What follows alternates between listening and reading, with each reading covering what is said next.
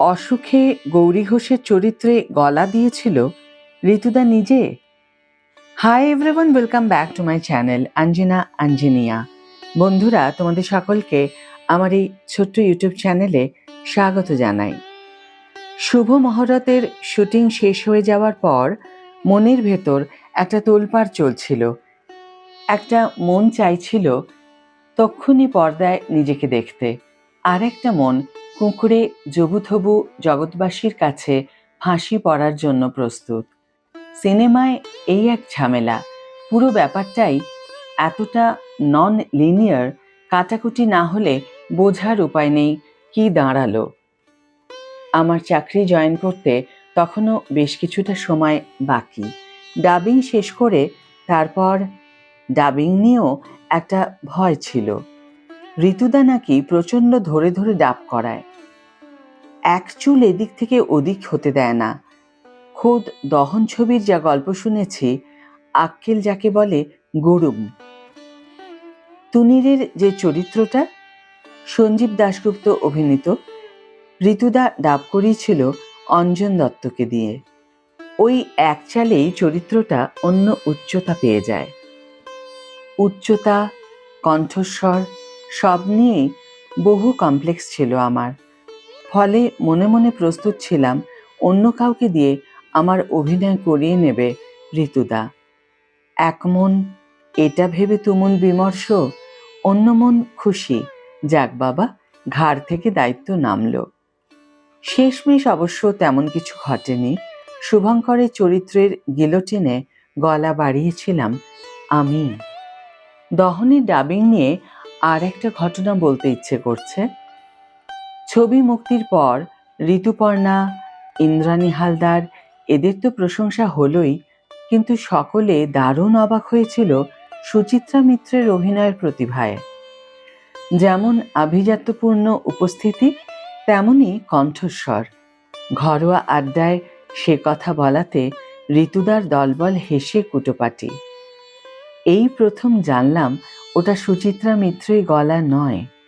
তবে সকলে মিলে আমার সঙ্গে খেলতে লাগলো। আমি রুমা গুহ ঠাকুরতা থেকে রমা মণ্ডল সব বললাম। ফাইনালি মুচকি হেসে ঋতুদা বলল, এটা কেতকী দত্তের গলা। আর অসুখে গৌরী ঘোষের গলাটা কার? ঋতুদার আবার হাসি, ওটা আমার গলা, কাউকে বলবি না। আমি ঘাবড়ে গিয়ে বললাম, বলো কি, স্বয়ং গৌরী ঘোষ? ওই রকম আশীর্বাদ ধন্য একটা স্বর তার গলা তুমি করে দিলে? হ্যাঁ, ওই জন্যই একটু অভিমান করেছিল। তারপর ছবি দেখে খুব খুশি হলেন। এই গল্প এ কারণেই বলা, ঋতুপর্ণর ডাব কেলেঙ্কারির সূচনা একদম গোড়া থেকেই। এর ঘাড়ে ওর গলা জোড়ার কাজটা কিন্তু শুরু হয়েছিল প্রথম থেকেই। ডাবিং একটা এক্সপেরিমেন্ট, ডাবিং একটা অপারেশনও। সিনেমার রসায়নগারে এইসব নিরীক্ষায় সিদ্ধহস্ত ছিল ঋতুদা। কেবল একবার বিশিষ্ট মেকআপ শিল্পী দেবিদাকে দিয়ে অভিনয় করানোর পর মুশকিলে পড়েছিল। দেবিদার অভিজাত চেহারার সঙ্গে মানানসই কণ্ঠ মিলছিল না। দেবিদা নিজেও পারছিলেন না। মরিয়া ঋতুদা সৌমিত্রদাকে দিয়ে 2 লাইনের পার্ট ডাব করিয়ে নেয়। একজন লেজেন্ডকে অন্য কারো মুখে মাত্র 2 লাইনের জন্য বেলাইন, এমন খ্যাপামি শুধু ঋতুদারই ছিল। বাড়িওয়ালির ঘটনাটা নিয়ে খুব একটা কথা বলতে চাইতো না। আমি পরে 2 একবার খুঁজিয়েছিলাম, বলেনি কিছু। জাতীয় পুরস্কারের ব্যাপারটা মাঝখানে চলে আসায় ঝামেলায় পড়ে যায় ঋতুদা। কিন্তু ডাবিং যে একটা চরিত্রকে কোন স্তরে পৌঁছতে পারে তা আজীবন প্রমাণ করে গিয়েছে। সে আশালতাই হোক বা বিনোদিনী, সুদীপ্তা, শ্রীলার সুকণ্ঠ না বসলে চরিত্রগুলো কিন্তু চোখের বালি হয়ে থাকত চিরকাল। ঋতুদার ছবিতে ডাবিং এক গুরুত্বপূর্ণ চরিত্র, যা কাল্পনিক বলে কখনো চালাতে চেয়েছে হয়তো পরিচালক। যাকে এসব কচকচি ছেড়ে আমরা ডাবিংয়ের ফর্মায় ঢুকি। আমি বলেছিলাম একটু বেশি দিন রাখতে, তার কারণ সব কথা অবিকল একইভাবে বলা এবং ঠোঁট মিলিয়ে ব্যাপারটাই অবাস্তব ঠেকছিল আমার। ঋতুদা অভয় দিল, আই না। কনসোলে ঋতুদা ছাড়া মন্টুদাও ছিল। নতুন করে অ্যাক্টিং করতে গিয়ে দেখলাম দারুণ মজা তো। যা বলছি প্রায় সবেতেই খুশি হচ্ছে ঋতুদা, মিলেও যাচ্ছে বেমালুম।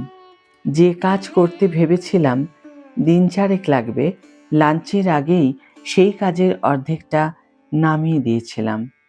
ঋতুদা প্রশংসাও করলো, বলল ভালো ডাব করেছিস, অ্যাকসেন্ট এবং পজগুলো ঠিক হচ্ছে, কিন্তু অ্যাকিউরেট হচ্ছে কি জিজ্ঞেস করলাম।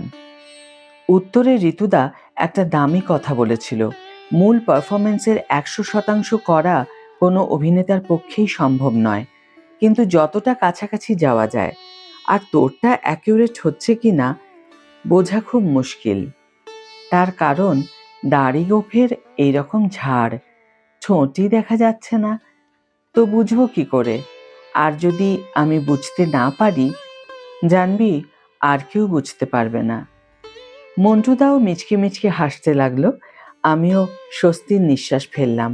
দাড়ি গোঁফের এই বিশাল বাদাবন এই প্রথম এতটা কাজে আসলো আমার। লাঞ্চের পরে 2 ঘন্টায় শুভঙ্করের ডাবিং শেষ। ফিল্ম সার্ভিস স্টুডিওতে সংলাপ গ্রহণের কাজটা করেছিলেন আর এক দিকপাল সাউন্ড ইঞ্জিনিয়ার অনুপ মুখোপাধ্যায়। তিনি ডাবিং সেশনের নানা মজার গল্প বলেছিলেন। প্রসেনজিৎ কেন চিবিয়ে কথা বলে সে রহস্য ফাঁস করেছিলেন। দাঁতে দাঁত চিপে কথা বললে নাকি সব সংলাপই মিলে যায় বেমালুম। বন্ধুরা, আজকের এই ভিডিওতে আমি অনিন্দ্য চট্টোপাধ্যায়ের লেখা একটি প্রতিবেদন তোমাদের কাছে তুলে ধরার চেষ্টা করলাম। আজকের ভিডিও এখানে শেষ করছি বন্ধুরা। ভিডিওটি যদি ভালো লেগে থাকে তাহলে অবশ্যই একটি ছোট করে লাইক দিও, শেয়ার করো বন্ধুদের সাথে, কমেন্ট করে জানিও তোমাদের মতামত। যারা এখনো আমার চ্যানেলটিকে সাবস্ক্রাইব করোনি তারা অবশ্যই চ্যানেলটিকে সাবস্ক্রাইব করে আমার পাশে থেকো, আর যারা অলরেডি সাবস্ক্রাইব করে দিয়েছো তাদের জন্য আমার অনেক ভালোবাসা এবং অনেক ধন্যবাদ। আজ তাহলে বিদায় বন্ধু, দেখা হবে পরের ভিডিওতে। ভালো থেকো, সুস্থ থেকো, সঙ্গে থেকো।